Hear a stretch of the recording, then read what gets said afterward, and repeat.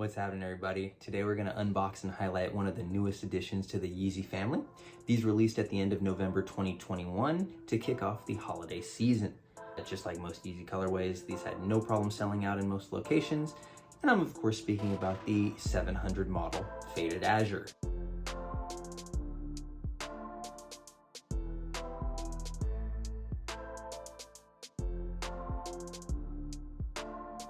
So if you're interested in hearing my thoughts on the look, feel, and overall quality of this particular shoe, hang with me to the end of this video, especially if you're interested in hearing one lesser known secret about the 700 model. Before we make the jump though, I'm Tyler and I want to thank you for joining us here at Deadstock Media. If you're into everything shoe related, from new releases, old heat, tips for adding to your own collection, and even giveaways, please like, subscribe, and turn on all notifications so you know exactly when we upload new content. Now let's get to it.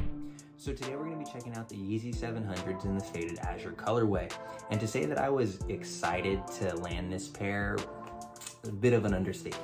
This is the first pair of 700s that I've ever landed on release day, ever. And while there have been plenty of 700s that I haven't gone after on release day, this is probably one of 10 that I've gone after and the only one that I've landed. So I'm hoping for a bit of a positive streak from here on out. Let's get it going. I was actually lucky enough to net my pair through the Adidas Confirmed app, so shout out to the folks over there. I've had pretty good luck with them these last few months, so be on the lookout for more Adidas unboxings coming your way soon. Unboxing time. As you can see here, typical Yeezy box, 700 big and bold for everyone to see. Boost on the side for those that care, and then I think you have your tag information right there. Now let's get to it. First thing you're gonna notice about the shoe is all of the different blues that come attached to it. And I mean from the midsole to the suede over the toe to the mud guard to the mesh to the mesh. Looking at different blues here, man. They say blue is really calming. This has to be the most calming shoe on the face of the earth. But all joking aside, while I've heard the word azure before, I don't think I ever equated it to the color blue. Maybe I'm way off there. Feel free to let me know if I'm off base in the comments. The suede around the toe is pretty lavish. The leather that is around the laces is very buttery. I think all the reflective notes are dope and they add their own bit of flair and pop to them. Although I think my favorite aesthetic element about this shoe is actually the orange spots on the midsole, as well as the dark gray laces. I don't think I'll ever say that orange is a favorite color of mine, not by a long shot, but the splash of poppy color here adds to the contrast that I think this shoe was going to need. I think without any of the contrasting notes, the overall look of this shoe would have just been much more flat.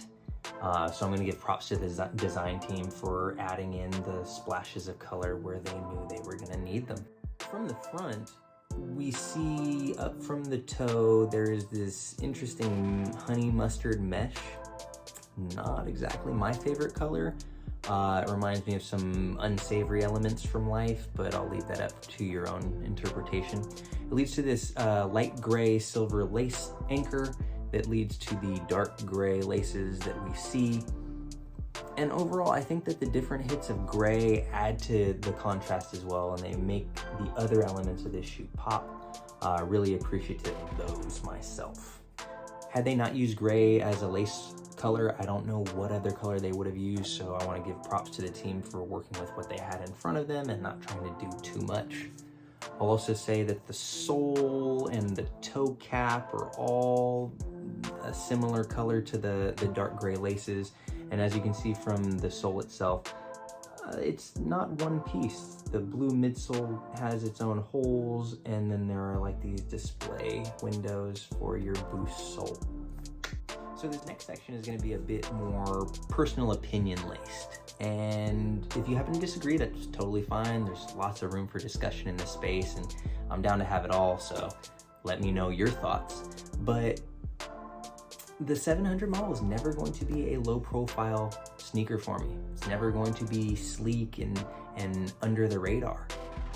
Maybe it's the extra wide sole. Maybe it's the fact that I feel just a little clunky when I'm wearing it myself. But overall, the comfort of it overrides any of those aesthetic feelings. And when I'm wearing them, it kind of feels like I'm wearing a cloud. So comfort wins out in most things, especially as we get older in this sneakerhead game. So I think the Boost sole is imperative for what makes this shoe so. If it weren't as comfortable, I wouldn't be as desiring to wear it, no matter whose name is on it and where the inspiration came from. I'll also say that it seems like, and this is my personal opinion, that a lot of people went straight from getting this shoe to having them on their foot. And I appreciate the 3 stripes out of that. You gotta wear your kicks. Gotta wear your kicks. And while I personally missed out on several other 700 heater releases, from the original Wave Runners, the Azureths, the YZYs, just to name a few, I'm super glad to add these to the closet. Like I said, it was the first 700s that I've ever landed on release day. And regardless of whether I'm rocking jeans or joggers, there should be no issue in finding something that works with this model here. Before I get out of here, and for those of you that have stuck with me to this point, I promised a little bit of information about the 700 model that you may not have known before. I'm gonna make good on that in hopes that you stick with me through all my other videos as well.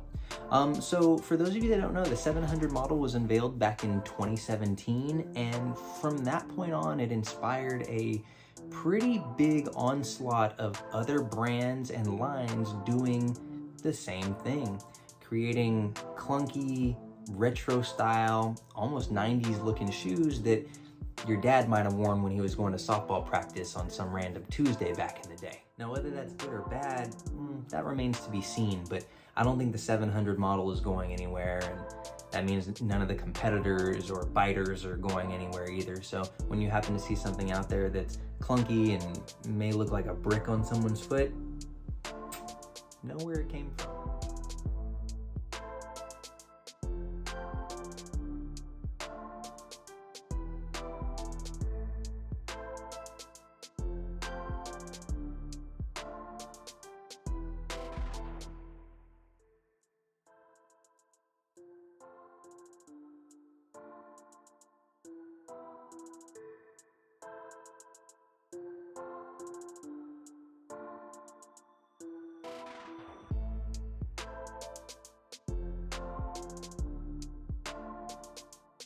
Thanks for hanging with us through this breakdown, you guys.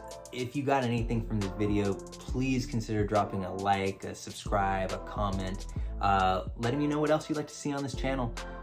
New sneakers, new brands, new highlights, new anything, it's all on the table.